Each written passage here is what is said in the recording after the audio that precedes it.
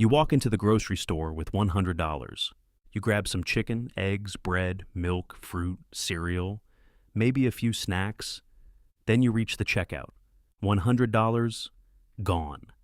And somehow you feel like you barely bought anything. So, what happened? Why does a grocery trip that used to cost you $70 suddenly cost $200? And here's the part most people don't realize. Your grocery bill isn't controlled by just one thing.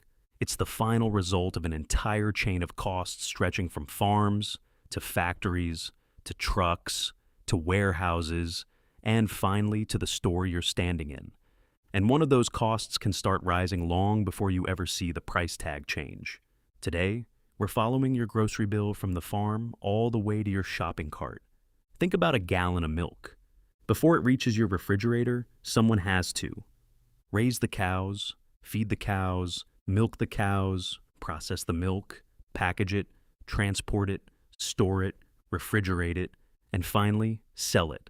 Every step costs money. And when the cost of even one major part of that chain increases, businesses have a decision to make.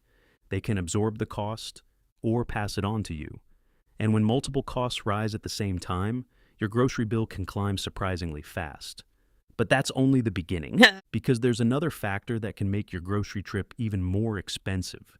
The first reason is the one you've probably heard about the most: inflation. Inflation means the general level of prices is rising over time. But here's an important distinction. When people hear that inflation is slowing down, they sometimes assume prices are going back down. That's not necessarily what happens. Imagine a product costs $5, then its price rises to $6. If inflation slows down afterward, that doesn't automatically mean the product goes back to $5. It could simply mean the price is increasing more slowly. That's why you can hear, inflation is falling, and still walk into the grocery store thinking, why is everything still so expensive? Because lower inflation doesn't necessarily mean lower prices. It can mean prices are simply rising at a slower rate. And that's a huge difference. Now let's go somewhere you probably don't think about when you're standing in the cereal aisle: the weather. Farmers depend on predictable growing conditions. Too much rain can damage crops. Too little rain can create drought. Extreme heat can reduce yields. And severe storms can damage farmland and infrastructure. When farmers produce less of a crop while demand remains strong, the supply gets tighter. And when supply gets tighter, prices can rise. This can affect everything from fruits and vegetables to grains and livestock. And here's where things get interesting. You might think, okay, if one crop has a bad harvest, I'll just buy something else. But food production is interconnected. Grains can be used to feed livestock. Fuel and transportation are needed to move food. Packaging materials are needed to sell it. So, one problem can ripple through multiple parts of the food system. Now imagine the food has been grown. It's still nowhere near your kitchen. It has to move. And moving millions of pounds of food requires trucks, ships, trains, warehouses, refrigeration, and fuel. When transportation costs increase, companies have to deal with higher expenses. And eventually, some of those expenses can show up in the price you pay. Think about a simple bag of groceries. The food inside may have traveled hundreds or even thousands of miles before reaching your local store. That's a lot of movement, and every mile has a cost. But there's another expense hiding in your grocery bill that has nothing to do with getting the food there: labor. Your grocery store doesn't run itself. There are farmers, truck drivers, warehouse workers, food processing employees, cashiers, stockers, managers, maintenance workers, and countless other people involved in getting food from producers to consumers. When businesses face higher labor costs, they have to find a way to pay those expenses. Sometimes that means accepting lower profits. Sometimes it means finding ways to become more efficient. And sometimes prices increase. But there's a bigger question.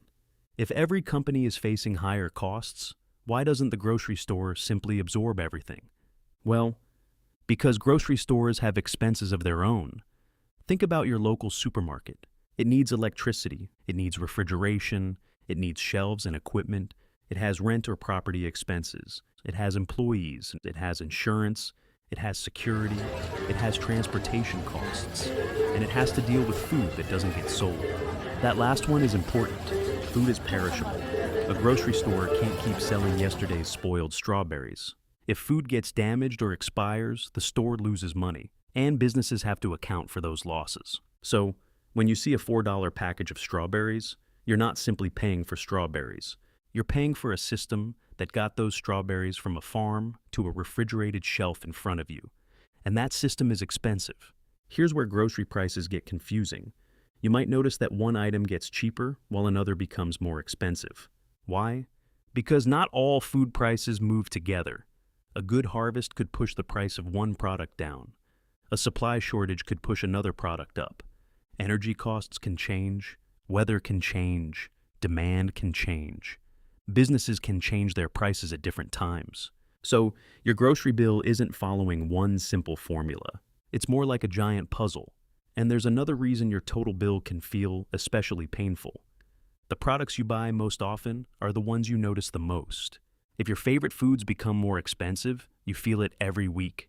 Imagine you used to spend $80 on groceries.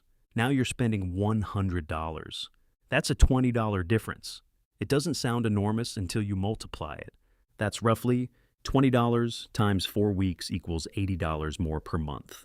And over a year, that's about $960. So even relatively small price increases can become significant when they happen repeatedly. And that's why grocery prices are so noticeable. You don't buy groceries once a year. You buy them again and again and again. Every time you swipe your card, you're reminded of the higher prices. But there's one final piece of the puzzle. You can't control the weather. You can't control fuel prices. You can't control global food markets. But you can control some of your decisions. Compare prices between stores. Look at the unit price instead of just the sticker price. Consider store brands when the quality is comparable. Plan meals before shopping. Buy certain products when they're on sale. And pay attention to what you're actually spending. Because one of the easiest ways to lose money at the grocery store isn't necessarily buying one extremely expensive item. It's making dozens of small purchases without realizing how quickly they add up. So the next time you look at your grocery receipt and think, how did this cost so much? Remember what's behind it. Your food has traveled through an enormous economic system. Farmers, weather, energy, labor, transportation, warehouses, stores, and finally, you. Your grocery bill is basically a receipt for all of those costs coming together. And when several of them rise at the same time, you feel it at checkout. But here's the bigger question. If prices don't necessarily fall when inflation slows down, what would actually have to happen for your grocery bill to get cheaper? That's a story for another video. If you want to understand the money behind the everyday things you buy, subscribe for more money stories hiding in everyday life.